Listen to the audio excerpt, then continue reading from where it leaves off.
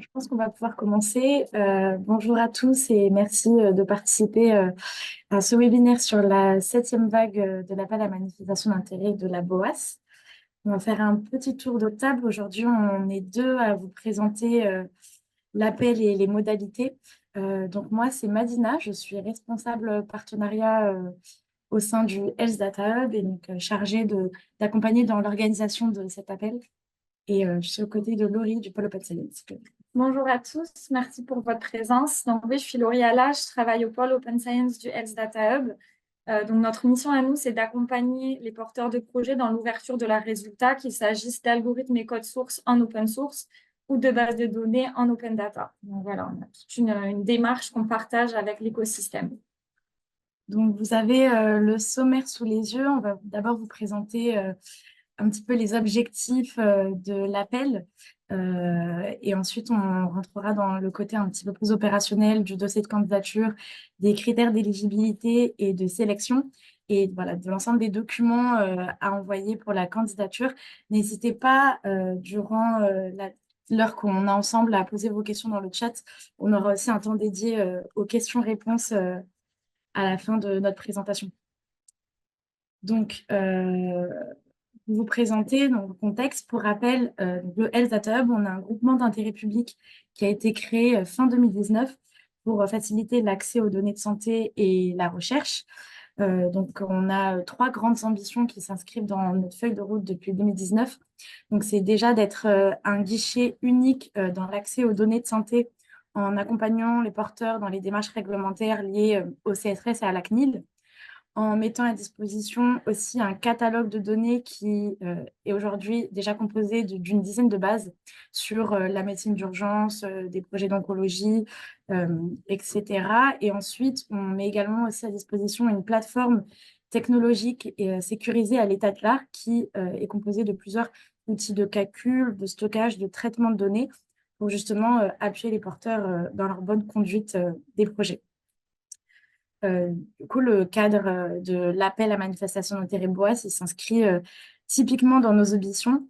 Il a été créé puisque, comme vous devez savoir, le SNDS, c'est une base qui est assez complexe dans sa structure et dans la quantité des données aussi, parce que c'est une base qui se fait sur à peu près 67 millions de citoyens. Donc, elle est assez complexe à utiliser. On a vu qu'il y avait plusieurs algorithmes qui avaient déjà été développés, mais qui n'étaient pas forcément accessibles. Donc, l'idée de cet appel à manifestation d'intérêt, c'est vraiment de pousser à développer et valider des algorithmes de ciblage dans le SNDS, donc qui sont en fait des rôles, des méthodes, des règles, des programmes, pardon, qui vont permettre de repérer sur la base du système national des données de santé des personnes dont l'état de santé présente une ou plusieurs caractéristiques recherchées. Donc, ça peut être des pathologies, des handicaps. Donc là, vous avez par exemple plusieurs cas de figure. Ça peut être repérer une population donnée, donc par exemple des patients atteints d'une maladie chronique. Ça peut être repérer un événement de santé d'intérêt, donc des complications d'un acte particulier, ou alors des facteurs de risque comme le tabagisme, la dépendance à l'alcool ou l'obésité. Et donc l'idée, c'est vraiment de développer des outils qui vont permettre d'analyser les données, de les valider et de manière générale de mutualiser les efforts autour des outils de manipulation du SNDS, de consolider et fiabiliser ces outils à travers les trois thématiques de cet appel que je vais vous présenter juste après. Et conformément à notre politique de promouvoir l'open source sur la recherche en santé. Donc, cet appel, donc là, on en est à la septième vague. C'est un appel à manifestation qui est ouvert en continu. On espère pouvoir enchaîner directement sur la huitième vague. On a plusieurs relèves de dossiers qui sont organisés. Donc là, c'est jusqu'au octobre. Donc, on a la chance d'avoir déjà 22 projets lauréats des dernières vagues qui sont accompagnés aussi bien financièrement, humainement et techniquement, donc à travers différents domaines que vous pouvez retrouver juste ici, et sur les trois thématiques qui sont toujours d'actualité que je vous présente. Donc, la première thématique, c'est la thématique sur la documentation médicale et technique. Donc, on a plusieurs algorithmes qui ont été développés et qui sont partagés à travers des articles scientifiques. C'est des algorithmes qui sont difficilement réutilisables sur la seule base de publications scientifiques. Donc, l'idée de cette thématique, c'est inciter les porteurs de projets à mettre en open source une documentation qui va détailler les spécificités sur le plan technique et médical des algorithmes qui ont déjà été partagés. Et donc, dans la documentation, on prévoit un livrable qui va détailler les critères de ciblage de l'algorithme défini. Ça peut être détaillé les différentes tables de données qui sont utilisées sur le SNDS, les limites de l'algorithme. Donc voilà, un ensemble d'éléments qui, à terme, permettra à la communauté de pouvoir exécuter l'algorithme et de pouvoir constituer là où les cohortes qui sont ciblées par l'algorithme en question. Donc voilà, on attend du coup les porteurs dans cette thématique qui mettent en open source cette documentation et les codes informatiques pour pouvoir eh bien, les expliquer. Donc pour la thématique 2, là on parle plutôt d'évaluation, de validation et de sophistication des algorithmes qui ont déjà été développés par des institutions nationales. Donc soit sans modification de l'algorithme, on parle de validation sur les algorithmes qui n'ont pas déjà été validés sur des données externes ou par d'autres méthodes d'évaluation, ou soit on parle de sophistication d'un algorithme. Par exemple, ça consisterait à différencier des sous-groupes de l'algorithme de ciblage selon la sévérité des pathologies. Donc là-dessus, on attend, pareil, des porteurs qui puissent mettre en open source les codes informatiques des algorithmes de ciblage et tout type de programme à côté transverse qui vont permettre, par exemple, de faire le pré-traitement des données ou le nettoyage et la documentation associée, bien sûr, sur le code informatique et sur les méthodes d'évaluation pour pouvoir permettre à la communauté de réutiliser et d'assurer la reproductibilité de l'algorithme.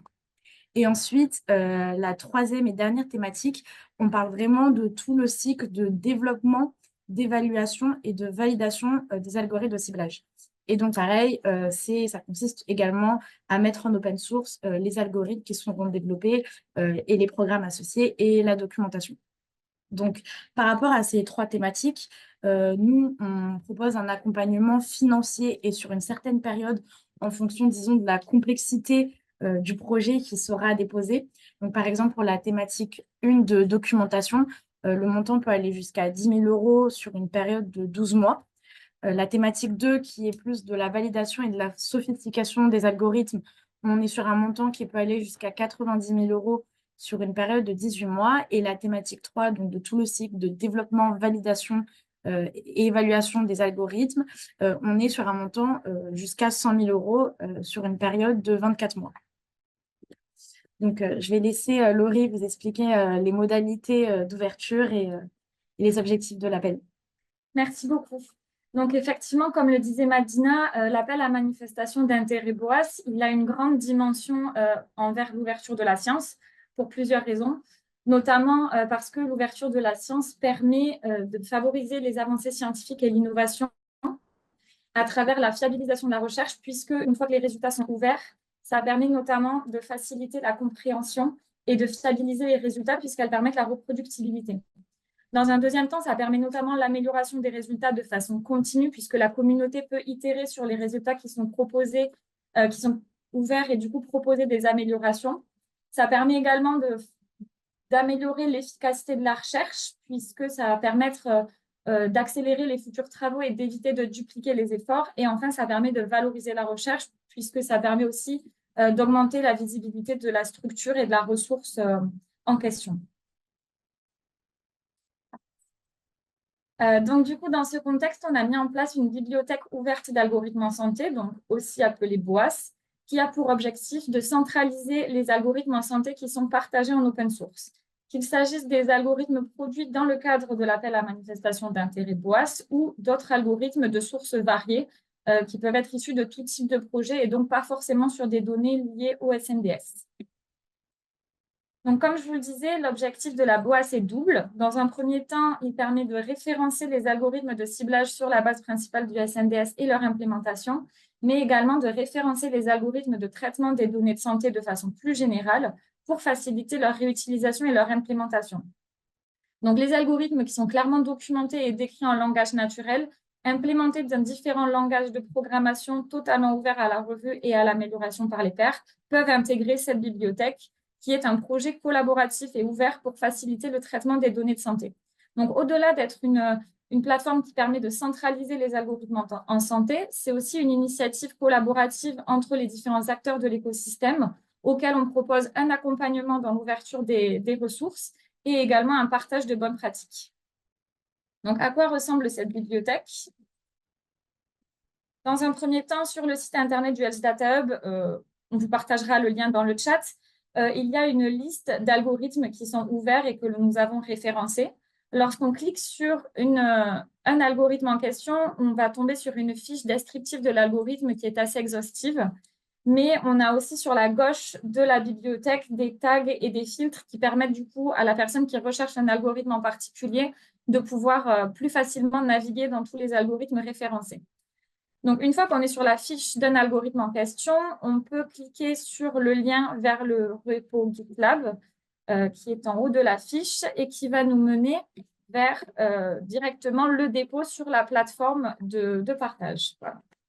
Donc, voilà, merci. Dans le cas présent, c'est un exemple d'un algorithme qui est ouvert sur la Boas et qui est hébergé sur la plateforme GitLab du Health Data Hub, mais vous verrez, quand on en sera à l'ouverture des résultats, on en discutera plus en détail des modalités d'ouverture, mais donc le Health Data Hub peut vous proposer l'utilisation de son GitLab, mais vous pouvez tout à fait choisir d'ouvrir sur une plateforme différente.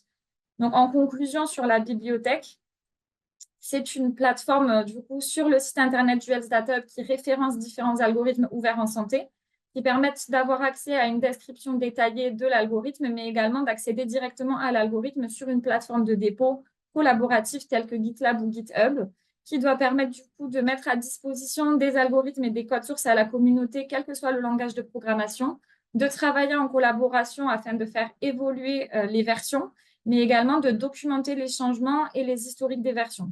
Mais c'est aussi un type de plateforme qui permet de faire valider les propositions de modification et de comparer les versions.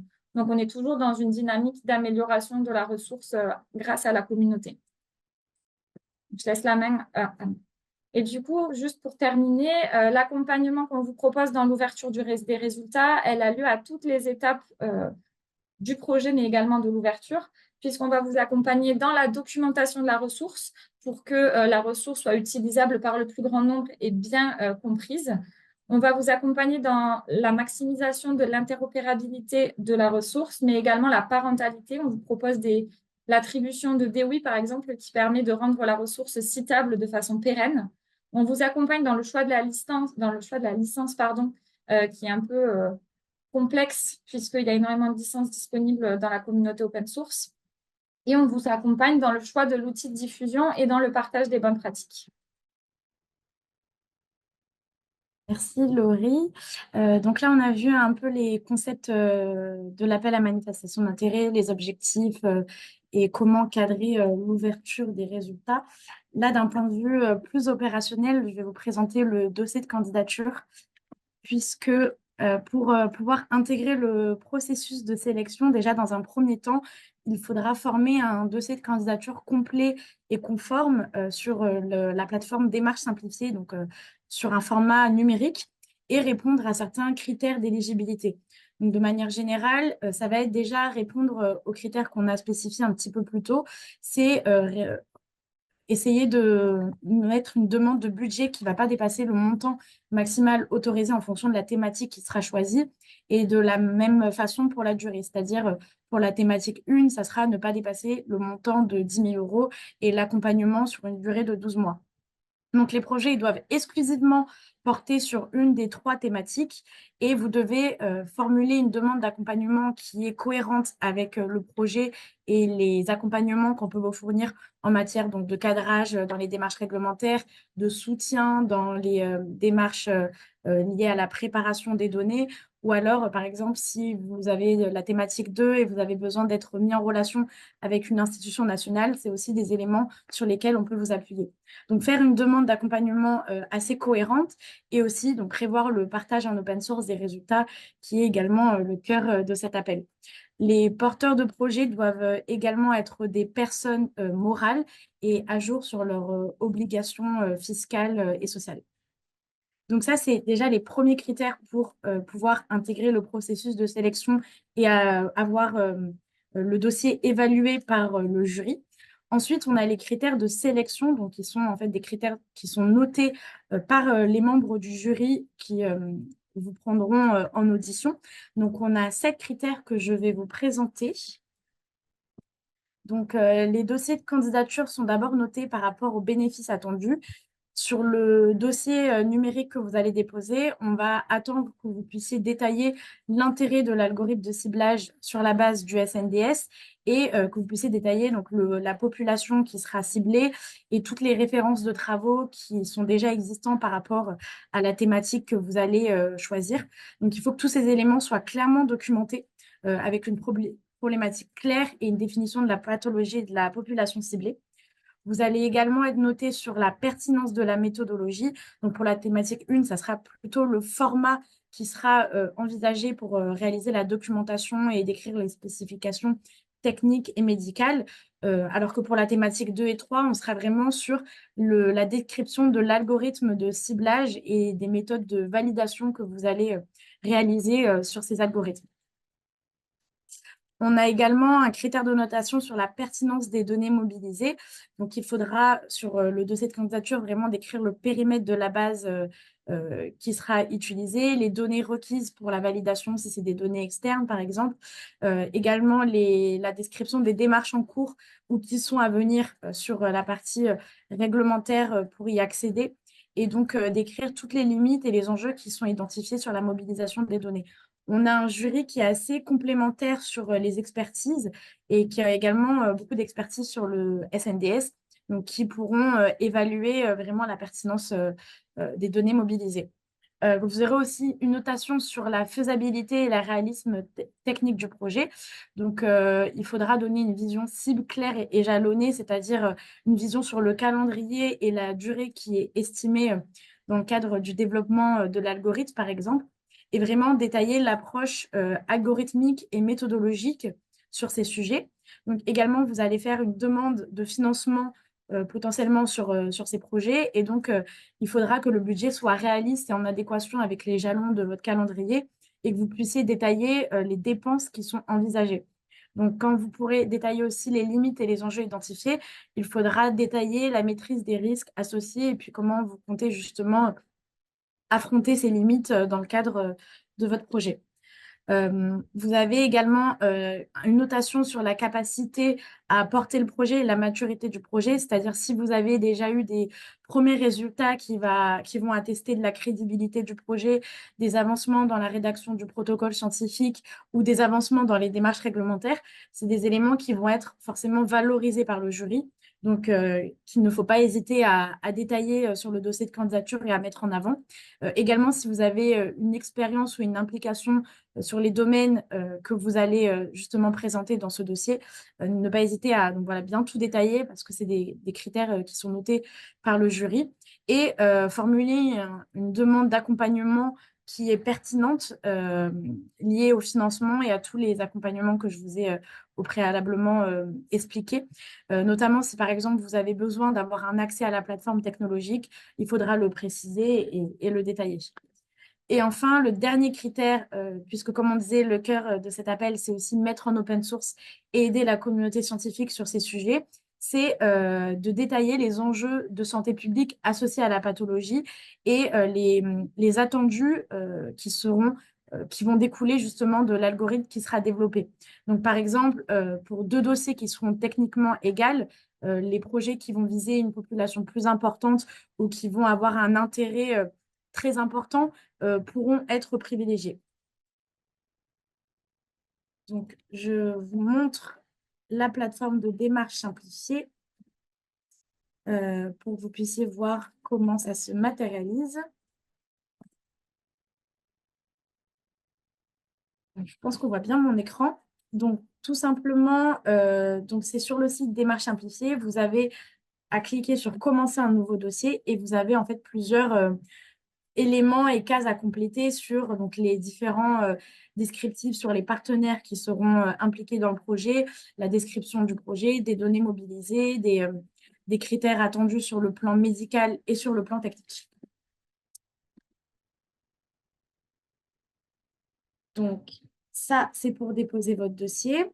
Ensuite, vous avez également certaines annexes à joindre à votre dossier de candidature qui sont directement sur la plateforme Démarche simplifiée à compléter. Donc, quand vous formulerez la demande de financement, donc vous aurez une annexe financière en format G-Sheet à compléter selon certains principes, puisque nous avons un règlement financier sur ce sujet. Donc, concrètement, vous avez les grands principes qui sont affichés ici. On a un fonctionnement qui se forme par échéancier, c'est-à-dire que le financement va être versé en plusieurs fois selon le montant. Typiquement, dans votre calendrier, vous avez par exemple deux étapes. Dans la première étape, ce sera la préparation des données. Dans la deuxième étape, ce sera le développement de l'algorithme. Vous aurez un financement, un versement, excusez-moi, associé à chacune des étapes.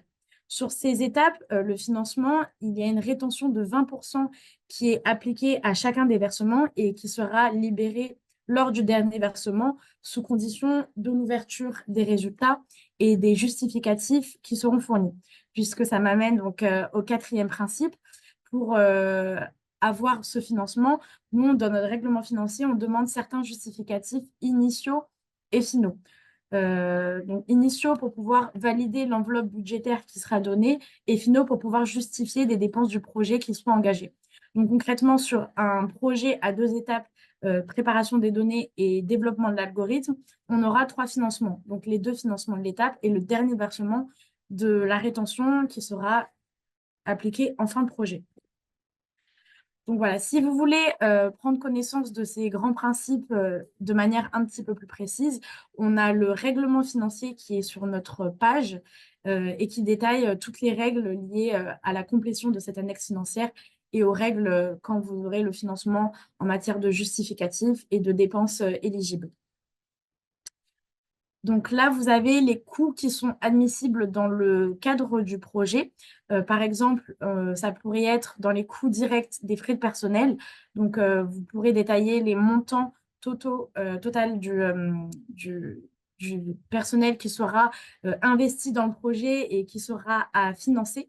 Donc, ça va comprendre les salaires bruts, les primes, les charges sociales, etc. Et vous aurez également les autres coûts directs à détailler dans le cadre de dépenses liées au financement d'un logiciel, à l'accès à une plateforme de base de données précise, à des coûts de licence, à des sessions de brevets. Donc voilà, vous devrez détailler tous ces éléments dans l'annexe financière et on finance également les coûts indirects liés par exemple aux frais de gestion, aux frais administratifs. Donc par exemple, s'il y a des frais sur la gestion du personnel. Donc ça, c'est les justificatifs dont je vous parlais. On a donc des justificatifs initiaux. Par exemple, pour des frais de personnel, on va vous demander, pour qu'on puisse valider l'enveloppe budgétaire, d'avoir premièrement un justificatif qui va justifier sur toutes les activités qui seront fournies. Donc pour un personnel, on demandera une fiche de poste pour pouvoir décrire les activités sur chacune des étapes. Et ensuite, pour pouvoir estimer la fourchette de salaire qui sera donnée. Si le profil a déjà été recruté, ça pourrait être sous forme de bulletin de paie ou d'extrait de journal de paie certifié exact, bien sûr anonymisé. Et si le profil n'est pas identifié, ça sera une fourchette de salaire basée, par exemple, sur des grilles publiques ou les grilles de votre structure. Donc ça sera sur les justificatifs initiaux et sur les justificatifs finaux, on vous demandera des bulletins de paie anonymisés et des factures qui pourront justement justifier des dépenses qui ont été engagées.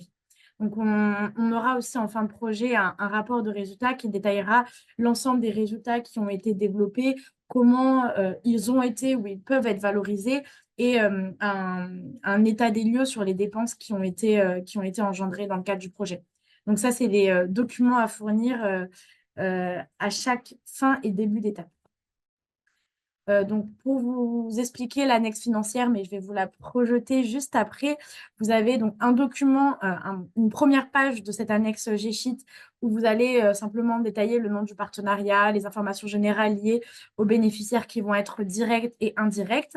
Un deuxième onglet où on va avoir une vision précise de votre calendrier et des différents versements qui vont être faits sur chacune des étapes avec les justificatifs qui vont être fournis sur chacune des dépenses. Et ensuite, vous avez les autres onglets qui sont vraiment structurés par étape pour pouvoir détailler la nature des dépenses et le montant. Par exemple, pour les frais de personnel, ça va être le nombre de jours, le TJM associé et le montant total lié au financement des frais de personnel. Donc, je vous montre également l'annexe financière pour que vous puissiez en prendre connaissance.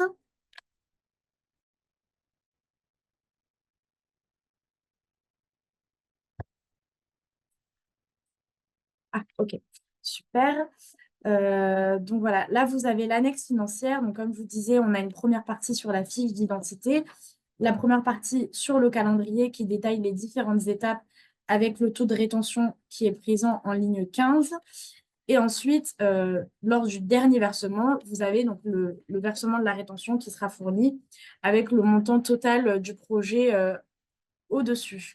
Et ensuite, vous avez les différents onglets. Donc là, c'est à titre d'exemple où vous pourrez détailler la nature des dépenses, les bénéficiaires, les différents montants et les justificatifs qui seront fournis pour justifier la dépense envisagée.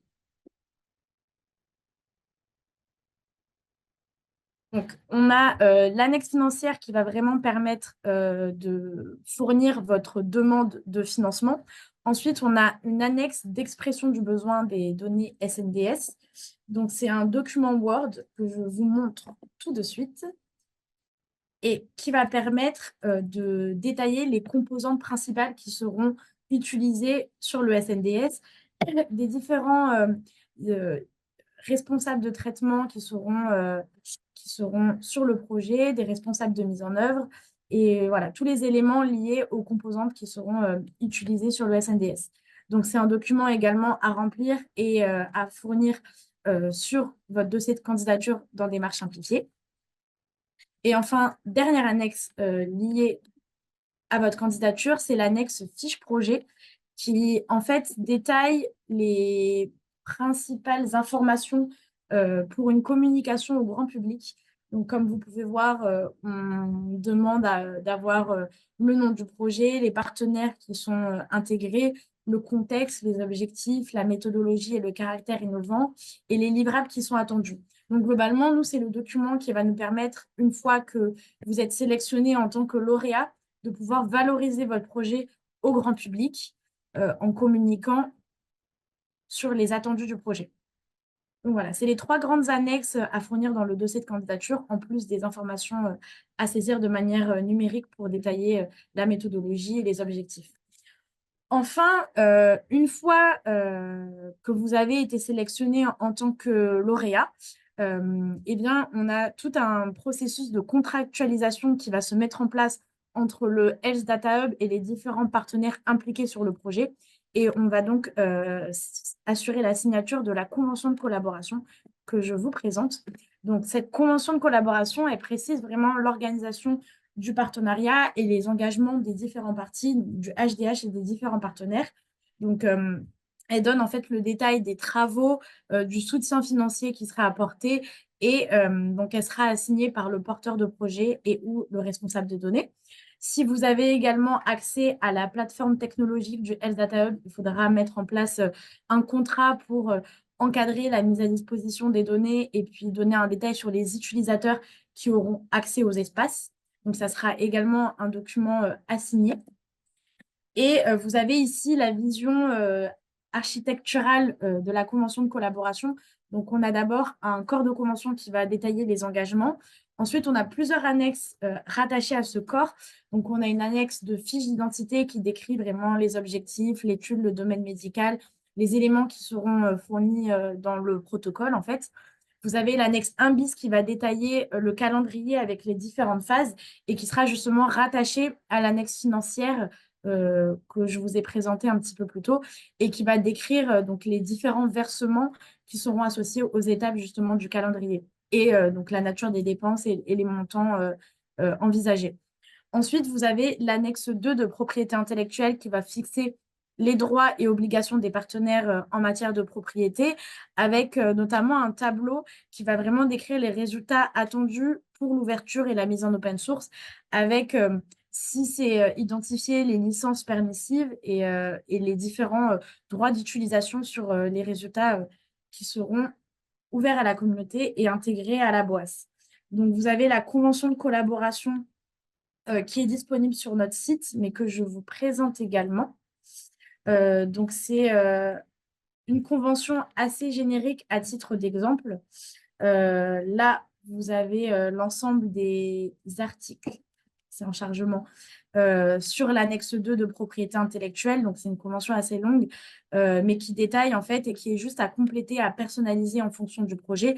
Par exemple, tout en bas, vous avez donc les licences, et vous avez les différentes connaissances propres qui sont apportées dans le cadre du projet, la liste des résultats escomptés. Et donc, voilà, on va vous demander de justement identifier les résultats qui sont pressentis, les propriétaires et les licences, en tout cas les droits d'exploitation sur ces sujets. Donc, voilà, c'est le corps générique dont vous pouvez prendre connaissance sur notre site et sur le dossier de candidature. Donc, comme je vous disais, nous, ça va vraiment en fait détailler de notre côté les engagements en matière de soutien financier, de mise à disposition de personnel ou de la plateforme technologique, tous les appuis en termes de conseils au niveau des démarches réglementaires et également, une fois que la convention sera signée, on organise, nous, des comités de pilotage pour que tous les partenaires puissent se réunir. Et on va prendre des décisions relatives au projet en ce qui concerne les différentes avancées ou les différentes difficultés. Et nous, voilà, on va vous accompagner sur tout ce qui est financement, sur tout ce qui est valorisation du projet, sur tout ce qui est conseil au niveau technique ou au niveau réglementaire. Donc voilà, tous ces engagements seront mentionnés dans la convention. Et du côté du porteur de projet, ça sera plus les engagements liés à la mise en open source des algorithmes et de la documentation et des programmes informatiques de pré-traitement et de nettoyage. Donc, chose qui est mentionnée dans le cahier des charges, c'est qu'une fois que l'annonce a été réalisée, on a un délai de 4 mois pour signer cette convention de collaboration. Nous, à la direction partenariat, on organise plusieurs ateliers pour justement vous accompagner dans cette démarche et vous aider à compléter les annexes. Donc, on a un atelier propriété intellectuelle, un atelier réunion de lancement pour réunir les différents partenaires. On a un atelier financement pour essayer de vous accompagner dans les démarches de complétion d'annexes financières et de remise des justificatifs.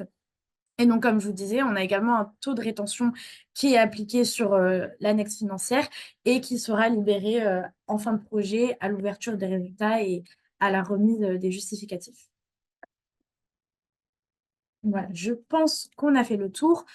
Pour faire un résumé sur le processus qui est engagé maintenant, vous avez jusqu'au 11 octobre 2024 à 21 h pour déposer votre dossier sur démarche simplifiée. Si vous avez des questions, n'hésitez pas à prendre en note l'adresse générique qui est fournie jusqu'ici.